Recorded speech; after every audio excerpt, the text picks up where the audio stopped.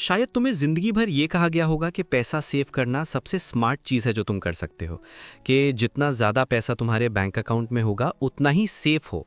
ये वही बात है जो हमारे पेरेंट्स से सिखाई, जो सोसाइटी प्रेस करती है। बड़ा बैंक बैलेंस मतलब तुम रिस्पॉन्सिबल हो, सक्सेसफुल हो, सिक्योर हो। लेकिन सोचो, क्या ये सेफ्टी ही वो चीज़ है जो चुपके से तुम्हारी वेल्थ को ड्रेन कर रही है? वो पैसा जिसके लिए तुमने साल भर मेहनत की, लेट नाइट्स, मिस किए वीकेंड्स, सैक्रिफाइसेस, वो धीरे धीरे वैल्यू लूज कर रहा है जब तुम सो रहे हो। हर सेकंड वो बस वहाँ पड़ा है, कोई ग्रोथ नहीं, कोई मूवमेंट नहीं, बस वेट कर रहा है जब इन्फ्लेशन उसको खाता जा रहा है। क्योंकि सच ये है कि बैंक्स तुम्हारी लॉयल्टी का रिवॉर्ड नहीं देते, वो अपना रिवॉर्ड लेते हैं, तुम्हारे पैसों को यूज़ करके अपना प्रॉफिट ग्रो करते हैं। तो सवाल यह है कि अगर ये सिस्टम डिज़ाइन किया गया है कि तुम्हारा पैसा लेज़ी रहे और सिर्फ उनके लिए काम करे, तो फिर तुम अभी भी उनके रूल्स क्यों फॉलो कर रहे हो? Chapter 1, the illusion of safe money. सोचो एक सीन, तुम मंडे मॉर्निंग उठते हो, अपना फ़ोन चेक करते हो और देखते हो कि तुम्हारा अकाउंट बैलेंस काफ़ी अच्छा लग रहा है, शायद $10,000 या $30,000। थोड़ी मुस्कान आ जाती है, अच्छा लगता है ना? वो क्वाइट रीअश्योरेंस कि तुम सही कर रहे हो, तुमने सेव किया, केयरफुली इन्वेस्ट किया और स्मार्ट बनने की कोशिश की। लेकिन जो कोई नहीं बताता, वो कंफर्टिंग नंबर स्क्रीन पर एक्चुअली खड़ा नहीं है। वो धीरे धीरे श्रिंक हो रहा है, न विजिबली न इंस्टेंटली, लेकिन क्वाइटली इन्फ्लेशन उसकी वैल्यू को चबा रहा है, जैसे टर्माइट्स लकड़ी को खाते हैं। हर साल तुम्हारा पैसा कम खरीद सकता है। वो $10,000 जो एक डेकेड पहले साल भर का रेंट कवर करता था, आज शायद सिर्फ 8 महीने कवर करे। Same groceries, same car, same vacation, सब धीरे धीरे आउट ऑफ रीच हो रहे हैं। और जब तुम्हारा पैसा वहाँ सेफ लगता है, सच ये है वो तुम्हारे खिलाफ काम कर रहा है। बैंक्स, उन्हें ये पसंद है कि तुम नोटिस नहीं करते। वो तुम्हारे डिपॉजिट्स लेते हैं, उन्हें हाई रेट्स पे लेंड करते हैं, इन्वेस्ट करते हैं और प्रॉफिट जनरेट करते हैं, और तुम्हें वापस मिलता है ऑलमोस्ट नथिंग। तुम सोचते हो कि तुम कंजर्वेटिव हो, लेकिन उनकी नज़र में तुम उनका फ्री फंडिंग सोर्स हो।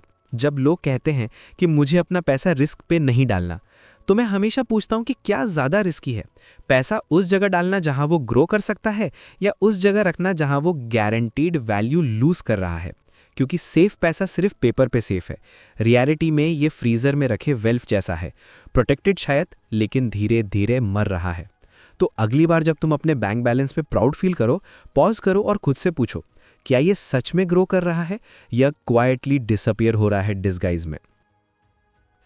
Chapter 2, the lazy worker you are paying to sit still. सोचो तुम्हारा पैसा एक एम्प्लॉय की तरह है। हर डॉलर जो तुम कमाते हो एक वर्कर है जो तुमने अपना टाइम, एफर्ट और एनर्जी इन्वेस्ट करके हायर किया है। तुम आवर्स, दिन, साल ट्रेड करते हो, अपनी लाइफ के पीसेस सिर्फ एक पेचेक के लिए। लेकिन फिर क्या होता है? तुम इन हार्ड अर्नड वर्कर्स को बैंक अकाउंट में बिठा देते हो जहां वो बिल्कुल कुछ नहीं करते। इमेजिन करो एक कंपनी जहां आधा स्टाफ रोज आता है, चेयर्स पर बैठता है, फोन स्क्रॉल करता है और जीरो रिजल्ट्स देता है, फिर भी तुम उनके लंच, बेनिफिट्स, डेस्क के पैसे दे रहे हो। यही काम ज़्यादातर लोग अपनी सेविंग्स के साथ करते हैं। वो पैसा रेस्ट करता है, काम नहीं करता। और आयरनी ये है कि जब तुम्हारा कैश आइडल है, वो पीछे गिर रहा है। इन्फ्लेशन सिर्फ चीज़ें महंगी नहीं करता, ये इनएक्टिविटी को पनिश करता है। अगर तुम्हारा $10,000 बैंक में 0.5% इंटरेस्ट पे है और इन्फ्लेशन 5% है, तुम हर साल $450 की परचेजिंग पावर लूज कर रहे हो। ये एक स्लो टैक्स है जिसका कोई वार्निंग नहीं देता। अब कंपेयर करो, अगर तुम अपने पैसे को काम दो, वो $10,000 अगर सेफ और डाइवर्सिफाइड इन्वेस्टमेंट में होता, जैसे इंडेक्स फंड जो 7 to 8% रिटर्न देता है, तो रफली 10 ईयर्स में डबल हो जाता। यही है कंपाउंड ग्रोथ का मैजिक। तुम्हारा पैसा पैसा कमाना स्टार्ट करता है और वो पैसा और ज़्यादा अर्न करता है। ये एक सेल्फ सस्टेनिंग साइकिल है जो तुम्हारे सोने के वक्त भी चलती रहती है।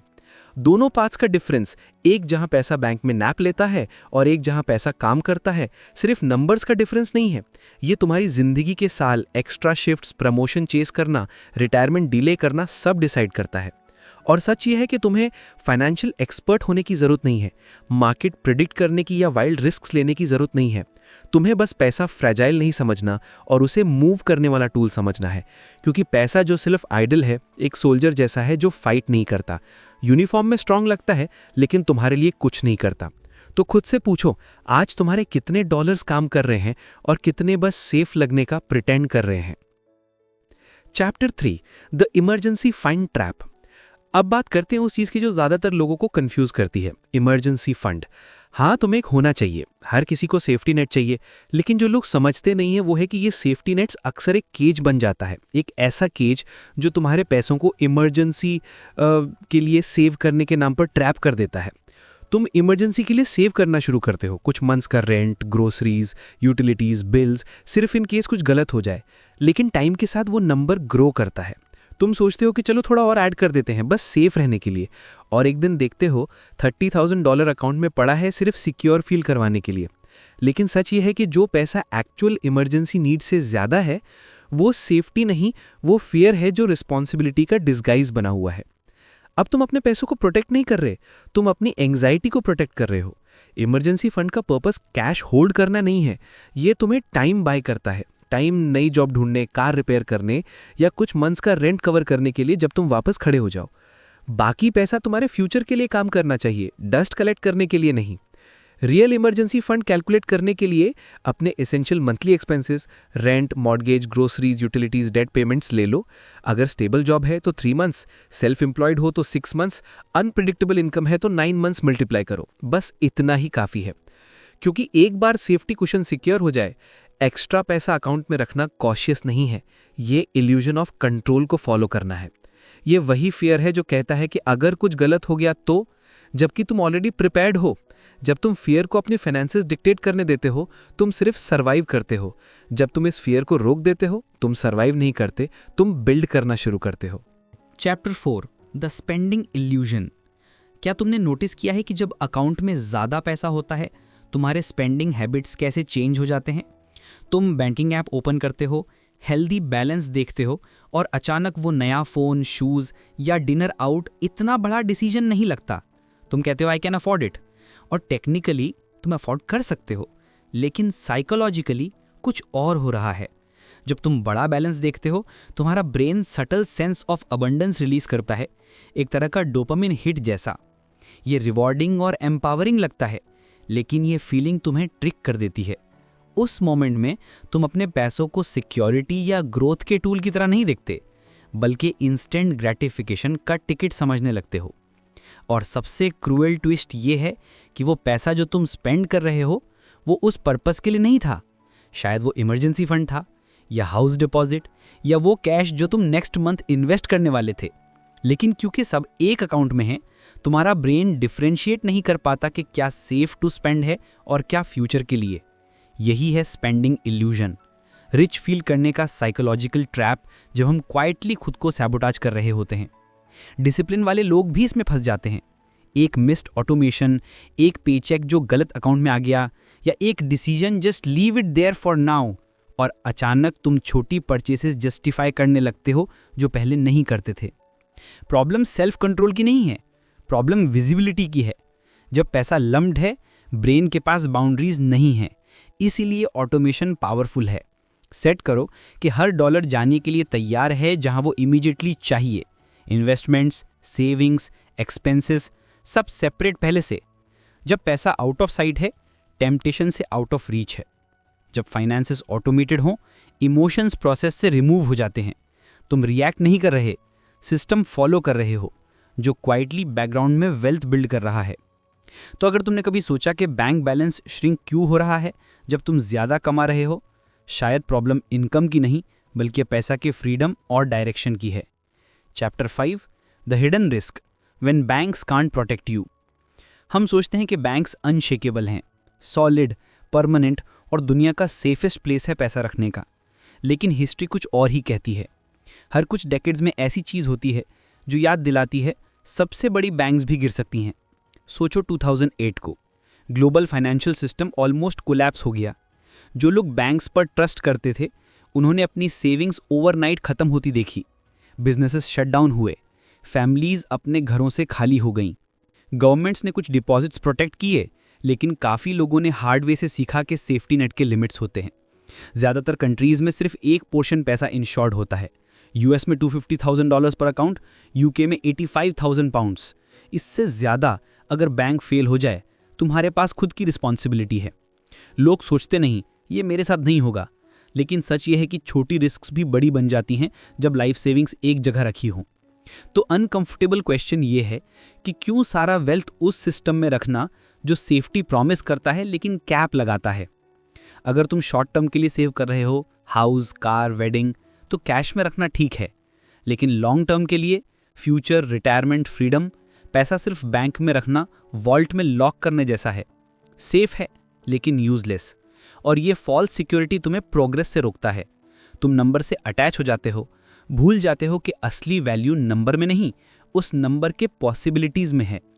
वेल्थ प्रोटेक्ट करना है तो स्मार्टेस्ट मूव ये नहीं है कि छुपाओ, बल्कि डाइवर्सिफाई करो, सेविंग स्प्लिट करो, सिर्फ इमरजेंसी और शॉर्ट टर्म गोल्स के लिए रखो और बाकी पैसा इन्वेस्ट करो जो टाइम के साथ ग्रो करे। सेफ्टी का मतलब रिस्क ना लेना नहीं, राइट रिस्क लेना है जो स्टेबिलिटी बिल्ड करे, फियर नहीं। तो अगर तुम्हारा पूरा फाइनेंशियल सेफ्टी नेट एक बैंक में है, खुद से पूछो, क्या तुम्हारा पैसा सच में प्रोटेक्टेड है या सिर्फ एक लोगों के पीछे ट्रैप्ड है जो कंफर्ट प्रॉमिस कर रहा है और फ्रीडम लिमिट कर रहा है। Chapter 6, why too much cash makes you a target. ये बात अक्सर लोगों के माइंड में नहीं आती। जितना ज़्यादा पैसा बैंक में रखो उतनी ज़्यादा नज़र उस पर पड़ती है, और सिर्फ हैकर्स या चोरों से नहीं, बल्कि उन इंस्टीट्यूशंस से भी जिन पर तुम ट्रस्ट करते हो। जब बैलेंस बड़ा हो जाता है तुम प्रॉफिटेबल बन जाते हो, तुम्हारा डेटा ट्रैक और एनालाइज होता है, और अक्सर उसे यूज़ किया जाता है फाइनेंशियल प्रोडक्ट्स बेचने के लिए, लोन्स, क्रेडिट कार्ड्स या एक्सक्लूसिव ऑफर्स। तुम परफेक्ट कस्टमर बन जाते हो अब सेलिंग के लिए। सिस्टम तुम्हें सेव करने के लिए रिवॉर्ड नहीं करता, बल्कि स्टडी करता है तुम्हें स्पेंड करने के लिए। लेकिन असली थ्रेट सटलर है।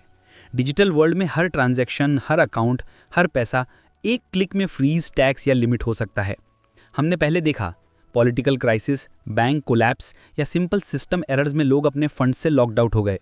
जब सारा पैसा एक इंस्टीट्यूशन में हो, कंट्रोल तुम्हारे हाथ में नहीं, उनके हाथ में है। और फिर साइबर रिस्क हैं। सिर्फ 2023 में ग्लोबल फाइनेंशियल इंस्टीट्यूशंस ने $5 बिलियन डिजिटल फ्रॉड और डेटा ब्रीचेस में लूज किया। हैकर्स को वॉल्ट ब्रेक करने की ज़रूरत नहीं, एक सर्वर ब्रीच करना काफ़ी है, और अगर वो हो गया, फाइनेंशियल लाइफ सेकंड्स में वाइप हो सकती है। इसलिए वेल्दी लोग अपना सारा पैसा एक अकाउंट में नहीं रखते, वो स्प्रेड करते हैं बैंक्स, एसेट्स, करेंसीज और कंट्रीज़ में। पैरानॉइड होने के लिए नहीं, बल्कि समझने के लिए कि सिक्योरिटी कितनी फ्रेजाइल है। ज़्यादा कैश एक बैंक में रखना सेफ्टी नहीं, एक्सपोजर है। ये ऐसे जैसे सारे वैल्यूबल्स ग्लास हाउस में रख दिए और होप कर रहे हैं कि कोई स्टोन नहीं फेंकेगा। ट्रू सिक्योरिटी पैसा कहाँ स्लीप कर रहा है में नहीं, फ्लेक्सिबिलिटी में है कि पैसा इजीली मूव हो सके। तो अगला टाइम जब तुम बड़ा नंबर बैंक अकाउंट में देखो और प्राउड फील करो, पॉज करो, पूछो, क्या ये नंबर मुझे प्रोटेक्ट कर रहा है या मेरे बैक पर टारगेट पेंट कर रहा है। कंक्लूजन सच सिंपल है, पैसा आइडल रहने के लिए नहीं बना। सिर्फ वो रखो जो इमरजेंसीज या शॉर्ट टर्म गोल्स के लिए चाहिए। बाकी सब पैसा काम करे, इन्वेस्ट हो, ग्रो हो और प्रोटेक्ट हो। डाइवर्सिफाई करो, ऑटोमेट करो और अपने पैसों को अर्न करने दो जब तुम अपनी लाइफ पर फोकस कर रहे हो, क्योंकि असली फाइनेंशियल फ्रीडम सेफ्टी से नहीं, एक्शन से आती है।